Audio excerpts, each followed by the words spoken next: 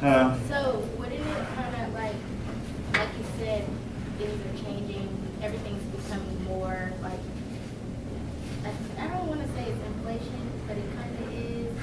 I am so glad you're talking about this. Here is a problem that people have in discussing minimum wage. All right, folk. The minimum wage started out, I believe, at 65 cents an hour in the 1930s, during the Depression. President Roosevelt felt like there should be a minimum. And a lot of persons said even then, it's inflationary.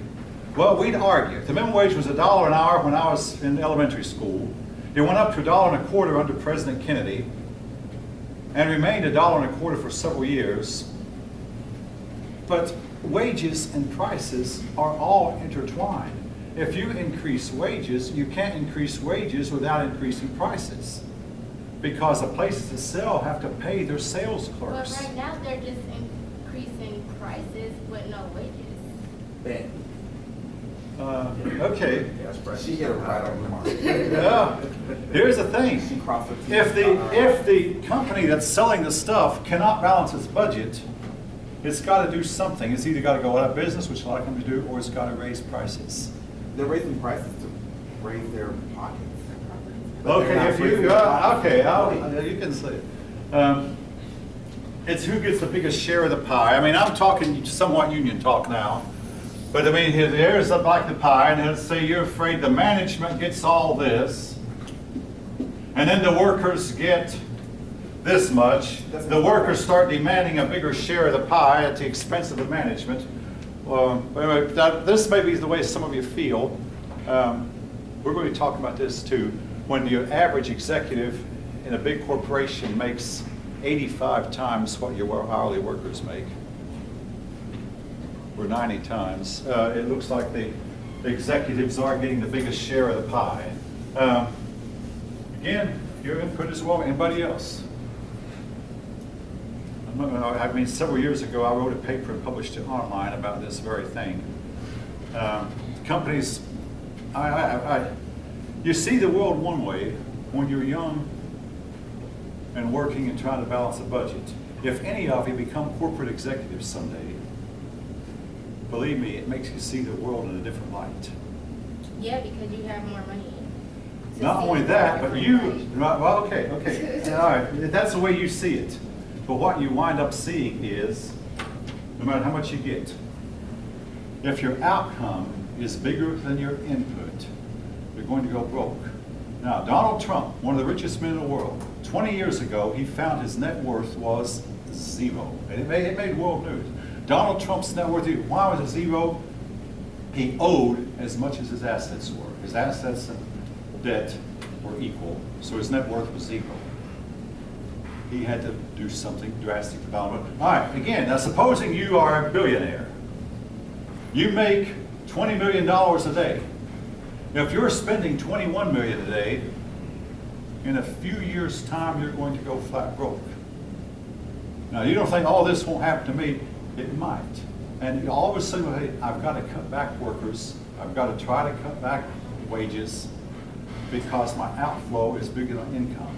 Now you think, oh, I'll never see it that way, because having started out small, like I think all of us are, you'll always see the viewpoint of the little man. If you ever get to become at the top, the world looks different to you there. Thomas Jefferson was a young man one time, favoring independence from Britain. In other words, the government should govern least. Then he became president of the United States in his old age. And he became worse than King George III as far as being a tyrant, a stickler for regulation and rules. Folks, this is in your American history books.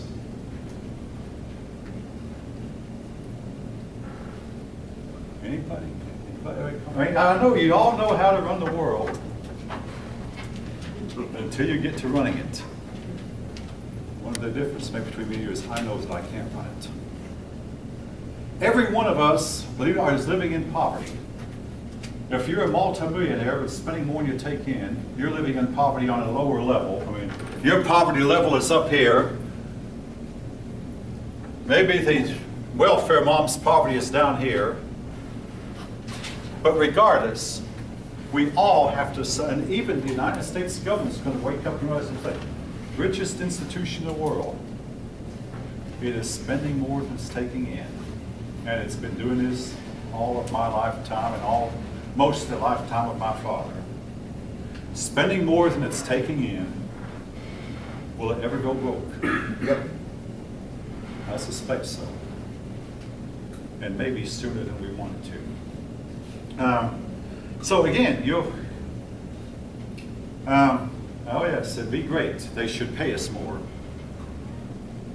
But when you get to the top yourself and start figuring out, oops, there's this budget, oops. I mean, the former president of this college was ousted because he'd sign off on a budget. We don't know if he even read the budget.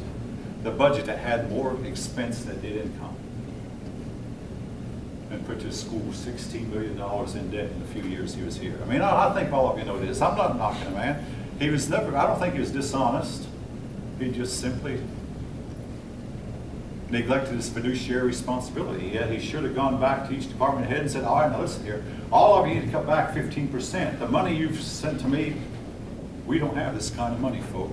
Go back and every one of us tighten your belt. Instead, he signed off and got caught and got ousted. All right, again.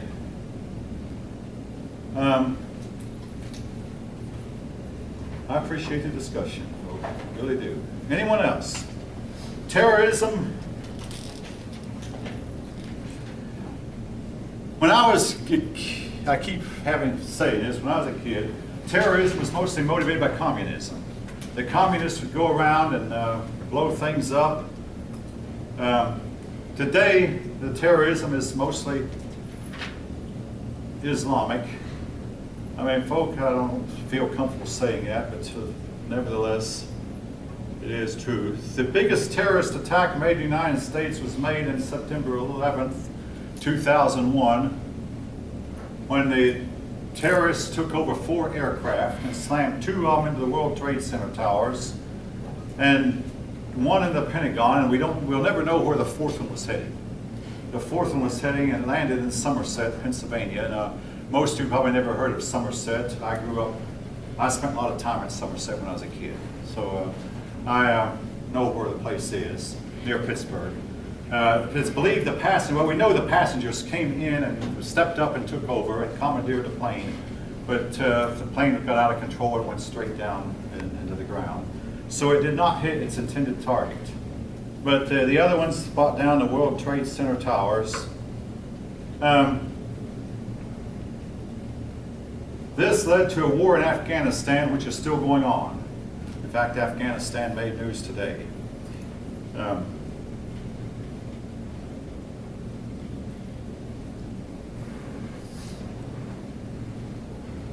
The problem, as I see it, and this is something I've been thinking about just recently.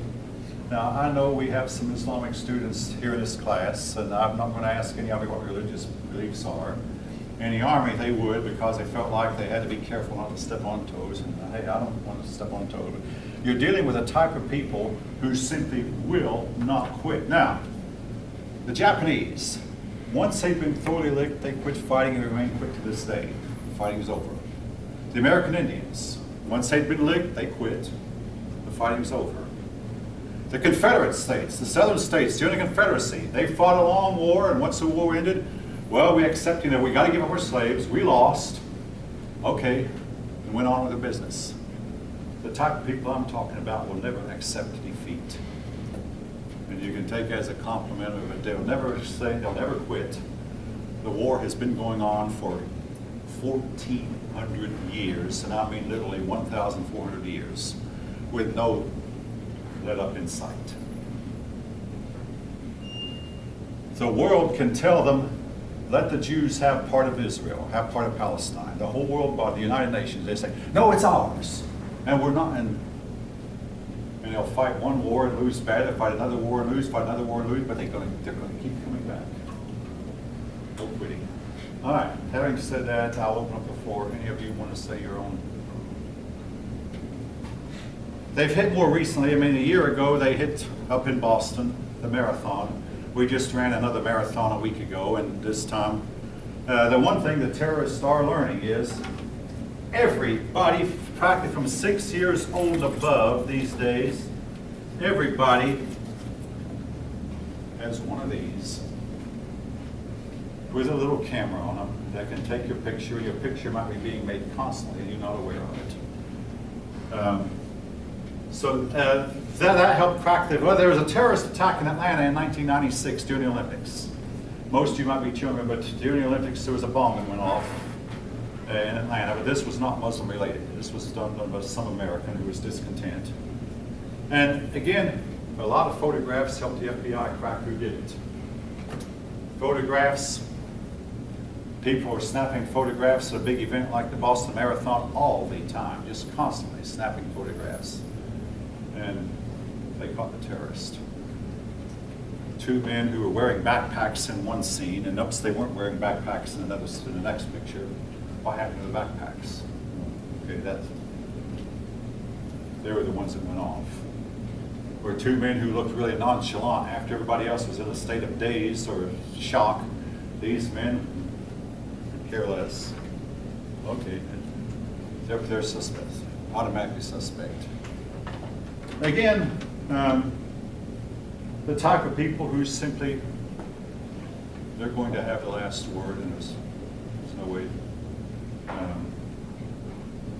I used to work with a person who was much more liberal than myself, an older woman, and she'd say, we got to learn to negotiate, because you got to learn to resolve your difference, you got to learn to settle. The type of people I'm talking about cannot be negotiated with.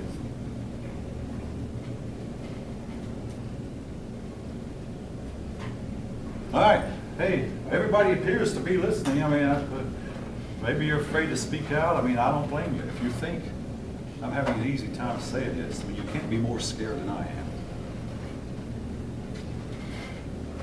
All right, and we'll move on. I mean, the whole, you can read it in a chapter. The whole thing speaks for itself. Why are we still at war? Because they won't give up? They won't quit. They says, I mean, we're still at war, and there's no way to stop the war, because I mean, just the other day, we used some drones. We found a training camp, I believe, in Yemen. Now, we don't know if the United States is involved or not, but a bunch of drones went and killed some 50 people who were training to be terrorists. Well, we've struck a shattering blow at the enemy, but they have more up, and they'll keep coming back, and they keep coming, and they won't quit. I mean, in the case of Japan, when the emperor said, let's quit fighting, they all stopped fighting. All the Japanese, from the highest to the lowest, quit fighting. And they have quit fighting from that day till this. But there's no one man who can say to the terrorists, let's all quit. If one group decides to make, if you make peace with one group, there's another group going to rise up and take their place. Now, why did Osama bin Laden attack the United States? Because Saddam Hussein was about to invade Arabia, and the Arabians asked us to come and help them. So we sent our army, and the rest of the world sent our army to fight the terrorists. And Saddam Hussein got upset because we put our troops on holy Arabian ground to defend his own country. I mean, this is in the book, folks. We went there to defend his own country. And what's he upset at? It's holy soil. Oh yeah, we had chaplains in there wearing crosses, which is an offense to Arabians. They don't allow churches in Arabia. And folk, you can't send troops into battlefield without allowing them to go through religious service first. You can't. Every officer knows that. And these troops, I mean, they get very religious when they're about to go fight. We've talked about that. It might not last long. But when they're about to go into battle, they're very religious all of a sudden. The problem is it was the wrong religion. And Saddam Hussein also, I've heard, now this is something the book doesn't mention, but Saddam Hussein objected to that we sent black Christian women. Now, I was in the army once, and I have no objection to our army taking in black Christian women. Our army was capable of winning, and it did win. It kept Saddam Hussein from taking over Arabia. Our armies won. What's he upset about? We put our foot on holy Arabia, our feet on holy Arab soil. How can you make peace with person? And he was our friend at one point, and we were fighting on his side. How do you make peace with a person like that? mean, hey, next time some Saddam Hussein wants to take over Saudi Arabia, maybe we say, hey, we helped you before, he can have you.